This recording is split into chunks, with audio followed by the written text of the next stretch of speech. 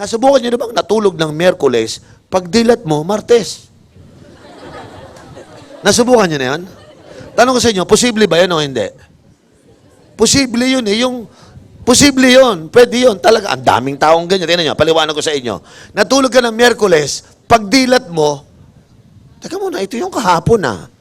Ganito pa rin? Ito na naman? Siya ulit? Ibig sabihin, Martes ka nagising. Dapat ganito.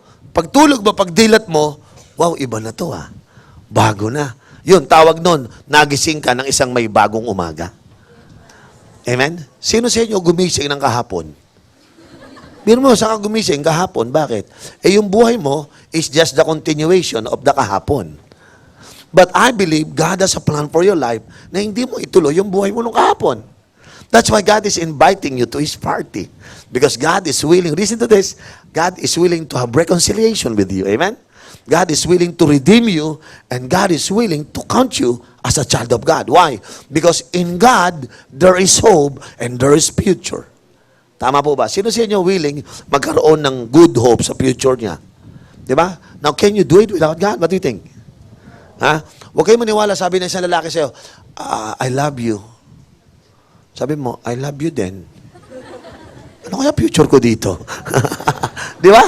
Tama, kasi minsan, ano ba meron dito, di ba? Tama? You know, the truth is this. Sometimes people make promise to us, but they can never fulfill it. Amen? Have you ever experienced somebody promising you like, siguro, minsan nga yung parents natin nangangako, tapos asan yung pangako? Wala. Minsan ganyan, you know. Of course, not every parents, dahil kaya nila, magagawa nila. But, paano kung hindi kayang gawin ng parents mo yung promise nila sa iyo? Di ba tayo, nagiging down tayo, nadi-discourage tayo. So sometimes, when we are so down, because hindi na-meet yung mga promise sa atin, minsan, kung ano-ano naiisip natin sa buhay natin. Tama po ba? But guess what? Alam ko po sa hapon pong ito, may magandang plano ang Panginoon sa inyo. Tama po ba? Why? Kasi ang next topic na gusto ko share sa inyo is about the man on the cross. Sino sa inyo nakakilala kay Kristo? Ang kilala na natin Kristo, ganito. Yung mamang nakalagay sa cross, di ba? Tama? So tayo ginagawa, naghihikaw tayo ng cross, naglalagay tayo ng kwintas na cross, nagtatato tayo ng cross, naglalagay tayo sa t-shirt ng cross, di ba? Naalala ko yung isang galing ng province, nag-aral sa Maynila, napaka-religyoso.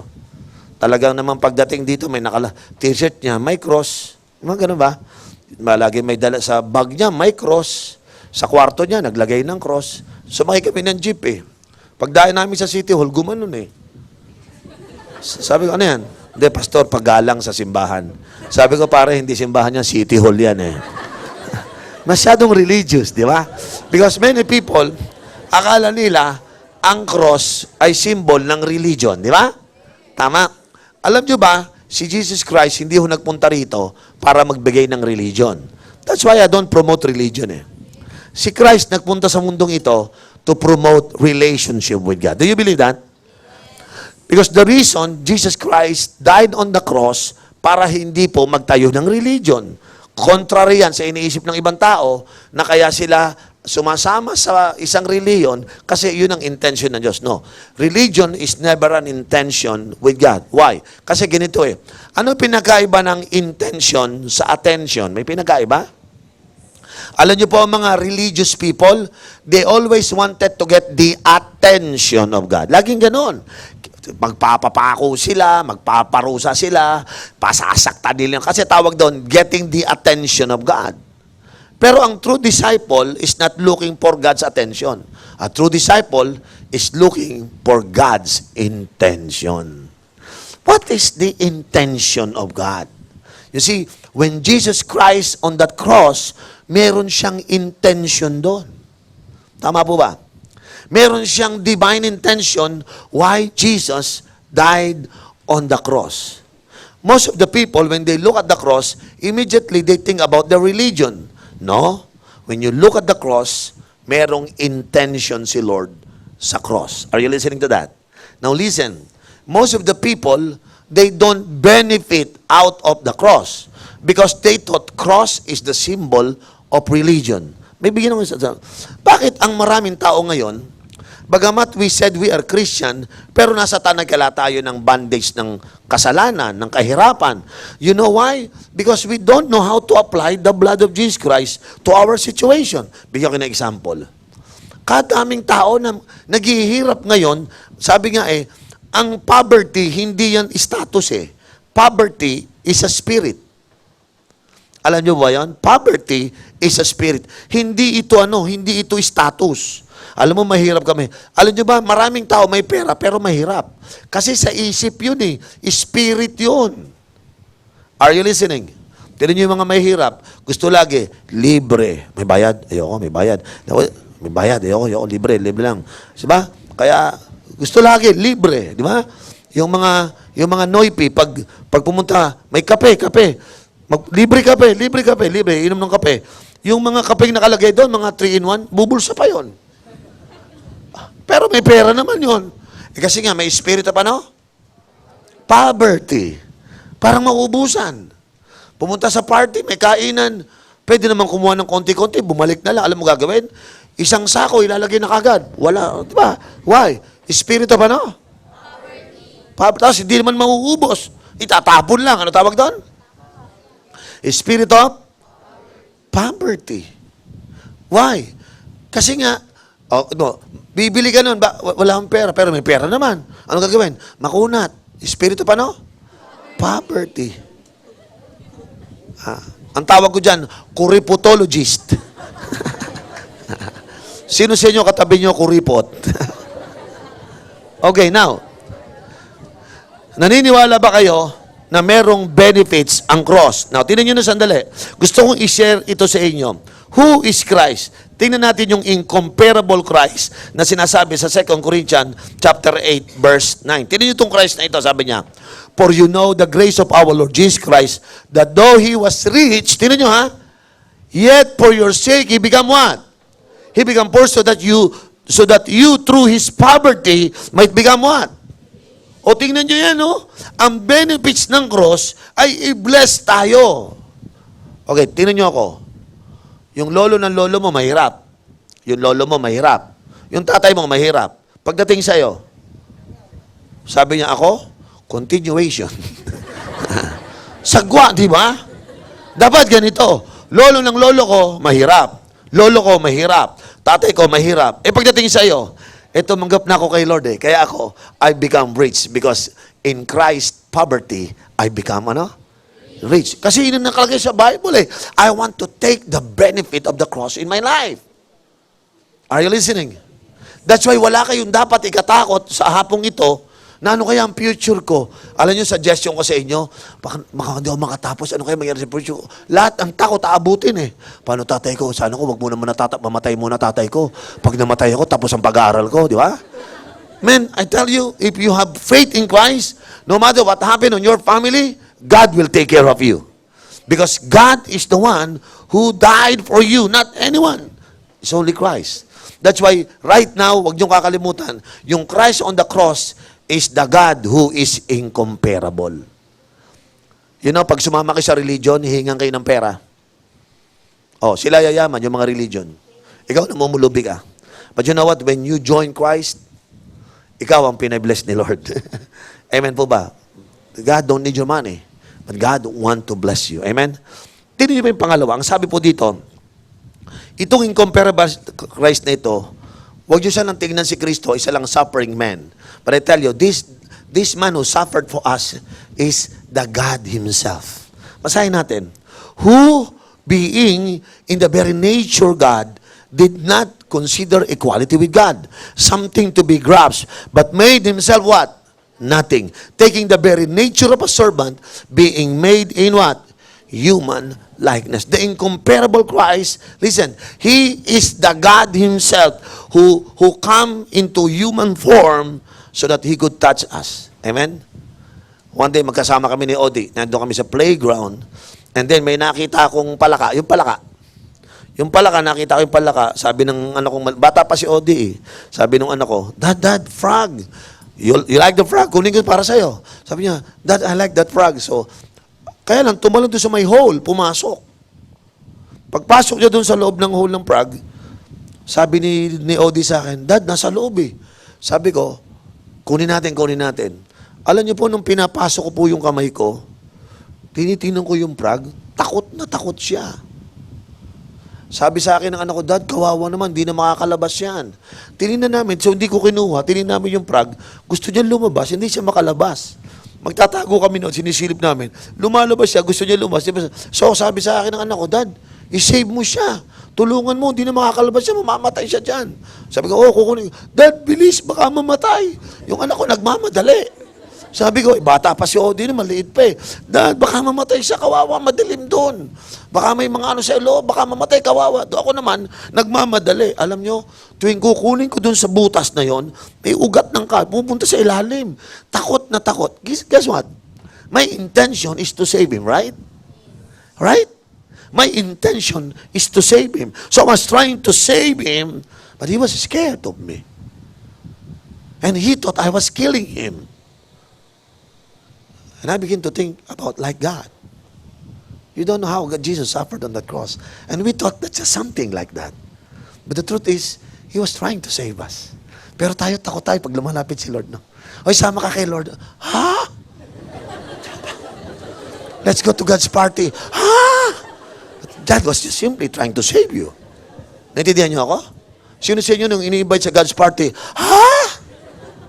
You know what? Nung ginaganon ko yung, sabi sa akin ng anak ko, Dad, we cannot go home. Sabi niya sa akin, hindi tayo uwi. Hanggat hindi mo na isisave yung palaka.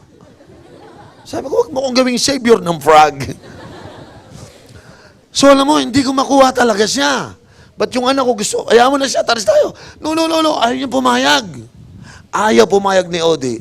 So sabi ko, Lord, paano ko ito makukuha? Itong palaka na ito, nagka-problema pa ako. Dad, please, rescue him. Alam niyo ginawa ko? Hinukay ko pa ng konti, pinalako ako, para makuha ko lang siya. Pero tuwing kukuhanin ko, natatakot talaga siya. Tinitingnan ko yung mukhang palaka, mukhang nininervous talaga. Pero sa totoo lang, malinis ba ang intention kung isave siya? Pero ano ang feeling niya? Di ba ang iniisip niya, may malaking kamay na kumukuha sa kanya, I think this man will gonna kill me, right? But my intention is just to what? To save. You know what? Ganyan ang ginagawa ni Lord. When He died on that cross, the only intention is to save us. You know what happened to those people during His time? He nailed Him to the cross. Why? Because they don't know the intention. You see, I told you, God's intention is better than getting His attention. You have to discover what is God's intention in your life. Amen? What is God's intention for your life? You see, what is the intention of the cross? What is the intention of the death of Christ in your life? Why did Jesus Christ come here on earth in the body form? What is the intention? That's the question. Because most of us in religion, we're trying to get the attention of Christ. We try to please Him. But the truth is, that's not the problem. The problem is, do you know the intention of God? Pangatlo po, mababasa niyo po dito, Jesus is a humble God. Ano po sabi dito? For everyone who exalt himself shall be what? Humbled. And he who humble himself will be what? Exalted. Amen? Jesus humbled himself to the point of dying on the cross among the thieves. That's why God exalted him to the highest place. This Jesus, when He comes here on earth, you know, the intention is to save us. And the only way to be saved, masave tayo, Christ need to humble Himself. And I want you to learn that this afternoon. If Jesus tried to humble Himself to save us, are you willing to humble yourself so that you will be saved? Are you willing to humble yourself? Are you willing to say, God, I need Jesus in my life. I thank God Jesus died on the cross for me. And I know the intention of God is not to harm me, to hurt me, but He just wants to save me. Amen? Remember this. Everyone who exalted himself shall be what? Humble. But he who humble himself will what? Will be what? Will be exalted. Yan po yung nakikita ko mga verses na yan. Kaya po, dito sa God's party natin, tinitinan po ni Lord dito, kung kaya natin gawin yung ginawa niya, we humble ourselves. You know, when you humble yourself, you said, I need something. You know, most of the people today, because they are educated, they are on the university, they thought they have everything. Tama? Sometimes, minsan nga yung mahirap pa lang ha. Akala mo, kaya na yung life niya. Sino sa inyo, kaya hanggang ngayon, hanggang sa makatapos kayo, kaya yung sabihin, Lord, I'm too dependent on God. I cannot be independent. I need God. Sino sa inyo umaamin, you need God during your college life?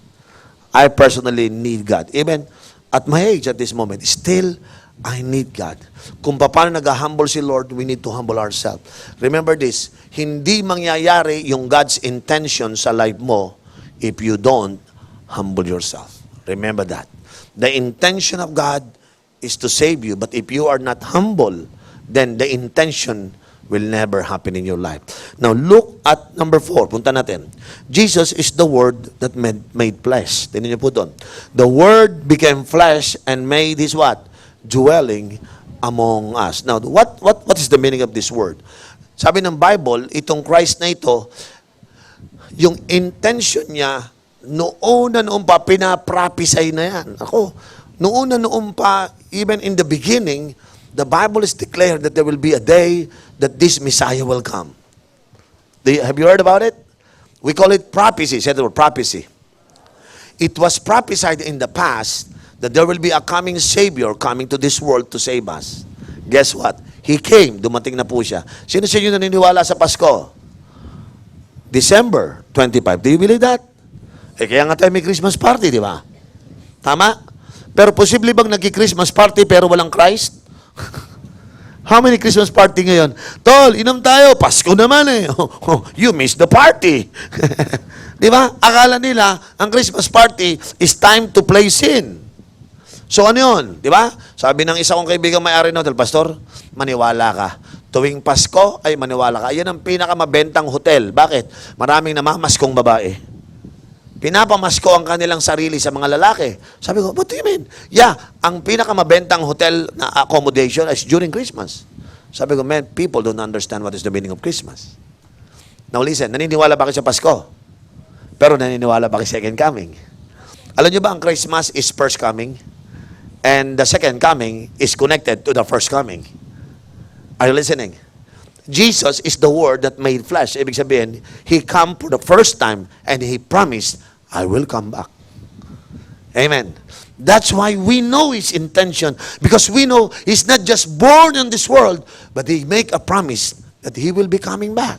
That's why we give our life to Him, because we know this God that become flesh is the soon coming King. And the Bible said, this Word became flesh and made His dwelling among us. Listen, although He make a promise that He will be coming back, today, wala siya dito, but in the Spirit, we can still feel that God is here. Amen. Amen. Do you believe God is here? Because God is a Spirit, hindi mo siya nakikita. Tama po ba? Nakita niyo electric pan ko sa harapan ko? Hindi ko nakikita yung hangin. Pwede ba bang sabihin, hindi totoo ang hangin? Bakit? Hindi kita. Well, you're crazy if you say that. Tama, nakita yung hangin, hindi mo nakikita, pero may nararamdaman ka. Because hindi mo naman kinakailangan makita para patunayang meron.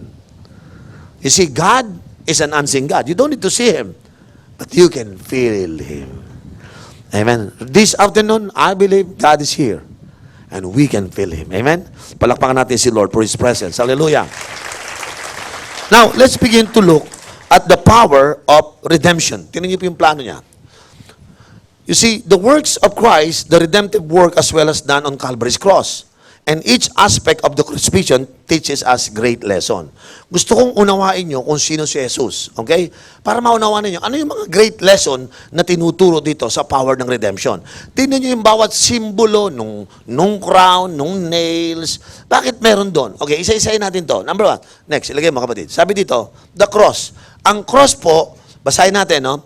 I have been crucified with Christ, and I no longer live, but Christ lives in me. The life live in the body, I live by the faith of the Son of God, who loved me and gave Himself for me. Now listen to this. The first goal of the cross is not just to save humanity from the power of sin. But guess what? The cross is able to cancel all the curses of sin in your life. Tingnan nyo to. That's why if somebody Pag tayo, mga kapatid, wala tayong pagkakilala sa Panginoon, magtataka kayo, all the curses of sin and hell, it's in your life. Bakit lolo ko mahirap? Lolo ng lolo ko mahirap. Tatay ko mahirap. Kami mahirap. Alam niyo kung bakit? Because true redemptions, gusto ng Lord i-save yung lahi natin. Dapat, pagdating sa lahi mo, matanggal na yung curse ng poverty. But you know what? You look at your family, you look at your lolo at lola, they don't love God. That's why it becomes a continuation curses rolling all from your generation to the next generation. That's why you have the opportunity to claim your life through the cross. And you have to receive Christ as your Lord and Savior so that all the curses in your life will be redeemed. Let me repeat this. Your life without Christ will be always under curse. That's why sin destroys humanity. And the only way to be saved from that curses is only through the blood of Jesus Christ. Kaya dapat ang bawat isa sa atin, masabi natin ito, no? I have been what? Crucified with Christ. And I, no longer live, but Christ lives in me. The life I live in the body, I live by faith by the Son of God, who loves me and gave Himself for me. Yan po yung cross na nagka-cancel po ng curses sa life natin. Tingnan niyo po yung crown, the crown. The crown of thorns symbolize the freedom from our ruin and oppressions. Okay?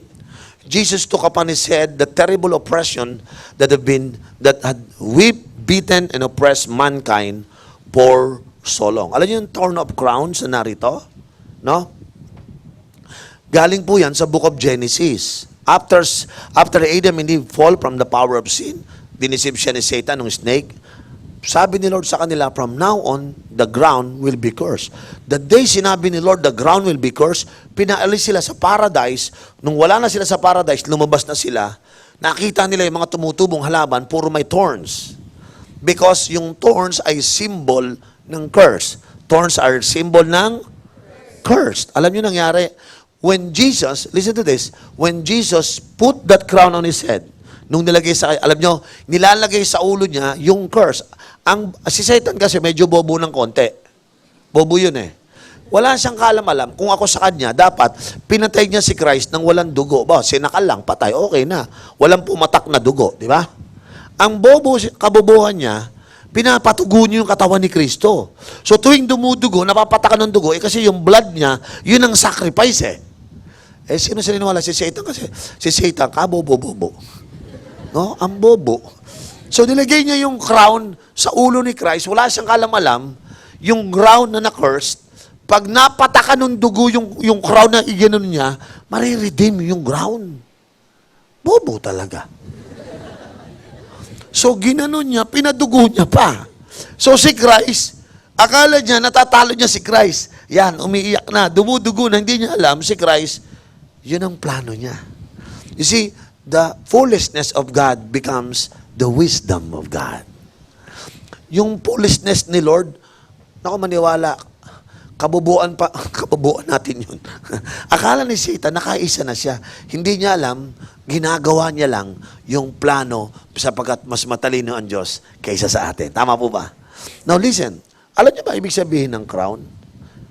Nung thorns na yon, pag kayo farmers ang parents nyo, sabi sa akin ng mga farmers, alam mo pastor, wala namang problema sa buto tsaka sa mga ano eh. Ang problema namin, yung bago kami magsaka, ang daming weeds, ang daming tinik. Lilinisin pa namin niya bago kami makapagtanim. Tapos pag may tanim na, tutubo na naman, tatanggalin na namin. Kasi yung weeds tsaka thorns, yan po yung mga istorbo sa fruitfulness ng field eh. Dahilan doon, babagal ang tanim, kokonti ang ani. Kasi nga dahil doon sa sumpa ng rounds. But you know what? The day you receive Christ and your Lord and Savior, that's the day the curses of the ground aalisin sa atin. That's why, nagtataka iba, bakit ito mga Kristo ang bibilis pagpalain? You know what? Marami mga Christian, ang bilis nila pagpalain because you know why? Natanggal na yung curse sa kanilang life. That's why God is inviting people to go into the party because God wants you to enjoy your life. Amen? Sino niniwala, posibleng makaalis tayo sa curse? Alam nyo, hindi kaya ng SM yan. Hindi kaya. Punta ka sa Robinson, wala rin, hindi nila kaya yan. Alam nyo, the only one that can, that can erase all those curses in your life is only through the blood of Jesus Christ. Amen. That's why, tuwing makakita kayo ng picture ni Christ na may crown ng thorns, maniwala kayo. Pag nakikita ko yan, naluluha ako. Sabi ko, Lord, dahil lang sa karon mo ngayon, hindi na mahirap ang buhay ko. Amen? Yung life ko pwede na maging fruitful. Alam nyo, pag natanggal yung thorns, ready ba kayo dito? Yung pag-aaral nyo hindi na magiging mahirap. Alam nyo kung bakit? Kaya mahirap mag-review, hindi naman, ang daming tinik sa ulo. Pero pag tinanggal na yung mga tinik sa ulo, ang dami ko nakita mga estudyante. Pastor, nung ako'y nakapag-encounter, nakalaya ako sa Panginoon. The day I got to that God's party, nagtaka ako, pinabiles ako ni Lord. Ang pag-aaral sa akin, dating mahirap mag-review. Kasi po, ang daming thorns. Yan naman, sa utak lang, maraming thorns, no? Naistorbo, no? May Facebook, may Ragnarok, di ba? May Dota, ang daming weights. No? Ang daming nakabara, no? Pero alam nyo, pag natanggal yon, magtataka kayo. Ang pag-aaral is the most enjoyable thing to do. Amen? Sino niwala kayo nyo makatapos ng inyong pag-aaral? Man, I tell you, you can finish your school. Amen? Sabi mo sa katabi mo, tanggalin dapat muna ang sumpa. Oh yeah, that's true. Amen? And next, let's go. Tingnan po natin yung weeping. Ang sabi po dito. Tingnan po natin ito. And next, the weeping of his back is our healing. Sabi niya, and by his wounds we are what? Healed. Alam niyo ba, ang weeping of his back, nung siya nilalatigo, pinapalo sa kanya, nagdudugo yun eh. Akala nila, habang pinapalo si Lord, akala nila, nasasaktan si Lord para pera. Hindi nila alam, tatanggapin talaga ni Lord yun kasi yung blood na nagpo-pour out doon sa kanyang likod, yun ang nagpapagaling sa atin. You see, most people are hurt. Most people are wounded. You know what? The truth is this. Would you like to say yes on this? Tingnan nyo to. Sino sa inyo may sama ng loob? And you are wounded inside. Di ba? Tama? Sino sa inyo masama loob sa nanay nyo, tatay nyo? Masama loob ninyo sa teacher nyo? Masama loob ninyo sa mga classmate nyo? Di ba? Sino masama loob nyo sa katabi nyo ngayon? Di ba? Di ba? Di ba? Sabi niya, Pastor, wala dito sa iba nakatupo. Di ba? You know what? Most of us are wounded by somebody. Either you are wounded in your soul or you are wounded in your spirit. Alam nyo, pag nagkasugat siya sa laman, lagyan mo lang ng gamot na pula, gagaling na, betadine, ano? But you know what? Wala akong betadine when you are hurting inside. Amen. You know what? The blood of Jesus, listen to this, when you are hurting inside of your soul, there's only one person that can bring healing in your hurt. The wounds inside of your heart. You know what? Naranasan niyo mo na broken-hearted dahil sa pogi na yon? Akala mo kung sinong pogi. Di ba? You are hurt, right? Tama? Naalala niyo yun? Puro pangako, napako. Grabe, siya yung gusto ko, may ibang gusto. You know what? When you are hurting, you know what? The truth is this. The only person that could bring healing is Jesus Christ. Listen to this.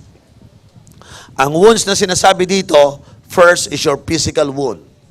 You know, we experience a lot of miracles during encounter. May mga taong may sakit, may mga back pain, may migraine, may yung iba merong tawag sa buyo ko o yung goiter.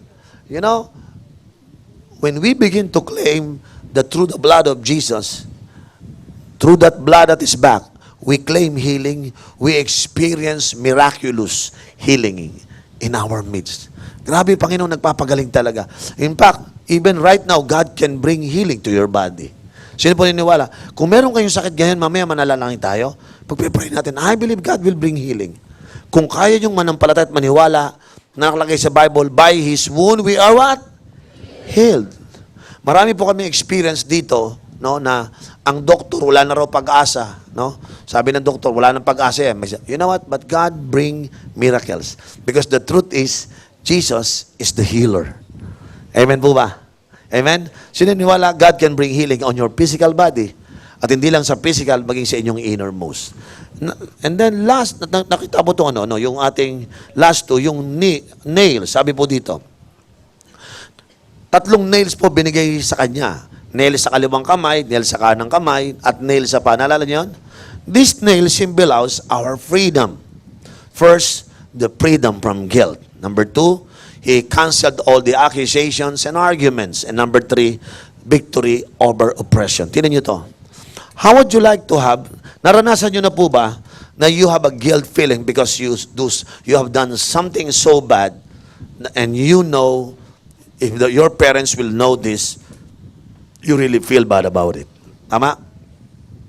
Meron na ba kayong guilt feeling nararamdaman because it brings conviction on your part na I'm doing not the right thing? Tama? Naranasan niyo bang humingi ng tawad at alam mo, pinatawad ka ng Panginoon pero the guilt feeling is still there?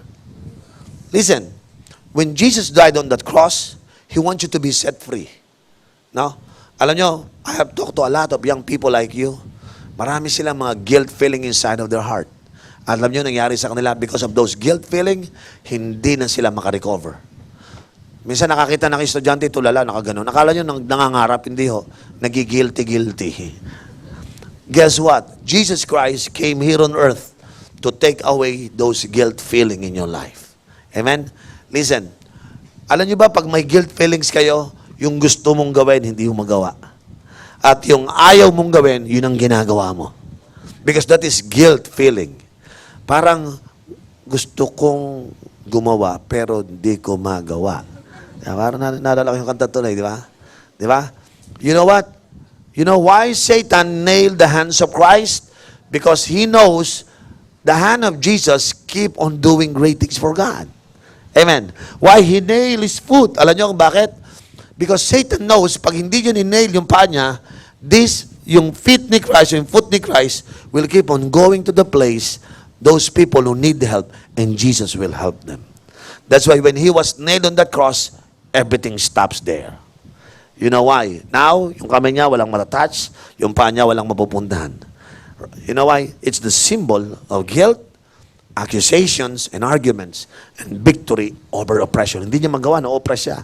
So, by the blood of Christ, yun po yung ginagamot ng Panginoon. Sino sa inyo niniwala, the day you receive Christ, you will begin to do things that you have never done before. Alam niyo ba yan? And you know what? You will begin to stop doing things that you want to stop before. Because you know why? The blood of Jesus will set us free. And last and final is the spear. Okay, spear. It gives us inner healing. Jesus suffered such agony on the cross that his sensitive heart exploded. Sabi ng Bible, yung heart niya nag-explode, na precious ng todo, nag-explode po yun.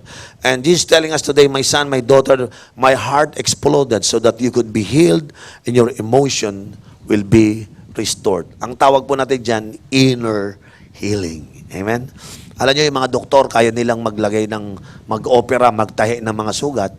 But you know what? The truth is this, mga doctors, hindi nila kaya mag-apply ng inner healing. How would you like to know that Christ this afternoon want to bring healing in your life? Amen?